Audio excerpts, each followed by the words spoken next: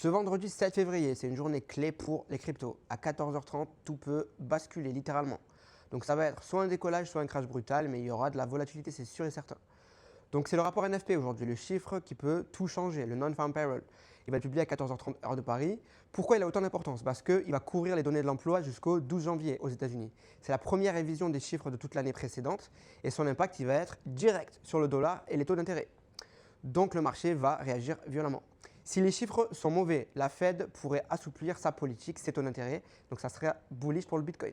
Au contraire, de l'autre côté, si les chiffres sont trop bons pour l'économie américaine, le dollar pourrait se renforcer malheureusement et il y aurait une pression baissière sur les cryptos. Je vous rappelle que toutes les cryptos sont tradées contre le dollar. Donc c'est vraiment le chiffre où personne ne sait ce qui va se passer en avance. Donc on est obligé d'attendre et de voir ce qui se passe à 14h30 heure de Paris à suivre.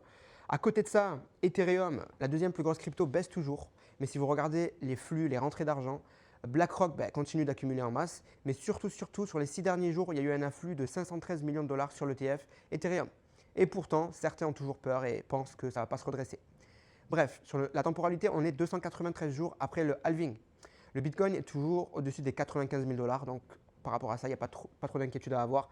C'est plutôt les altcoins en ce moment qui sont inquiétants puisqu'on est dans une zone où il faut vraiment tenir. Et quand on regarde les cycles passés, on a toujours vu un mois de février explosif.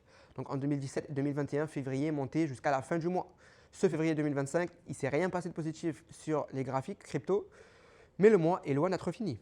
Donc gardez un mindset positif.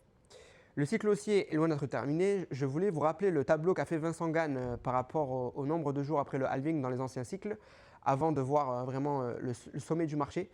Donc pour l'instant, il nous resterait au minimum, vraiment au minimum 200 jours avant la fin du cycle. Donc voilà, vendre vos cryptos maintenant, ça serait l'une des plus grosses erreurs que vous puissiez faire en tant qu'investisseur.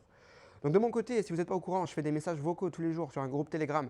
Je vous aide du coup sur le côté psychologie, sur les nouvelles, donc mes réactions par rapport à chaque nouvelle. C'est dans un groupe Telegram 100% gratuit. Je vous recommande de cliquer. Le lien se trouve dans ma bio. Et puis je vous dis à bientôt.